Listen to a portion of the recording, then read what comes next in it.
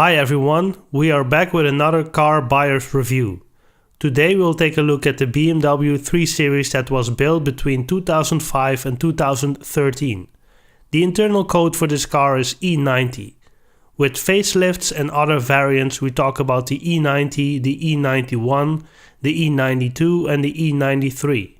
The 3 Series is and always have been a success for BMW. A compact sedan that offers great driving experience and has many desirable engines. Because of its popularity, the 3 Series is quite expensive.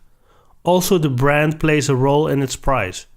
The 3 Series is the benchmark of its class when it comes to handling, mainly due to its stiffer chassis and rear-wheel drive.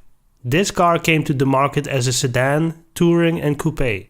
It has many engine choices. Still many inline 6-cylinders were available for this generation, but later also 4-cylinder engines were added to the range. Downsizing was marking the beginning of small displacements together with turbochargers. BMW always had a reputation for naturally aspirated engines without turbos, but the era of downsizing changed all of this. There were many spec levels and many optional extras available for this car. These extras also determine the prices for a second-hand 3 Series. Is it a reliable car and a good choice to buy as a second-hand? That is the question that we will try to answer for you today. Even though BMW overall builds quite reliable cars, there are potentially a lot of things that could go wrong. You will be driving a premium car, that means prices for repairs are premium as well. Keep that in mind. Don't buy this car with your last savings, so to speak. The overall feeling I get from this 3 Series is that it needs good maintenance and some preventive measures done to it before things get out of hand. If you opt for an engine fitted with turbos, understand that turbos offer great benefits, but the turbo in general is a weaker part of the engine.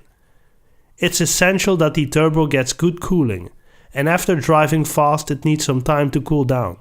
Do regular checks on the oil level of the engine and use good oil. An issue that we talked about before, swirl flaps. These flaps can then break off and are sucked into the engine. It is wise as a precaution to remove these flaps. This will not influence performance or reliability anyway. Some people complain about the driving comfort of the car. The chassis is stiff but still offers some levels of comfort. These cars have been delivered with run-flat tires. These are not the best for comfortable driving. If you change these tires 9 out of 10 times, this will improve comfort levels. Run flats are not even the best choice for those who like sportive driving. Then the last thing. Many of these cars, at least in Europe, have been used as lease cars. This means that you need to check if the car had maintenance every year, especially the last year of the contract.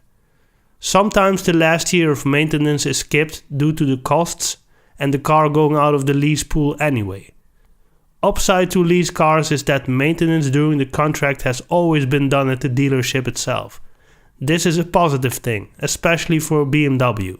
Thanks for watching. If you find these videos useful, subscribe to my channel and we see you soon in another video. If you have any suggestions for cars that you want me to review, let me know in the comment section.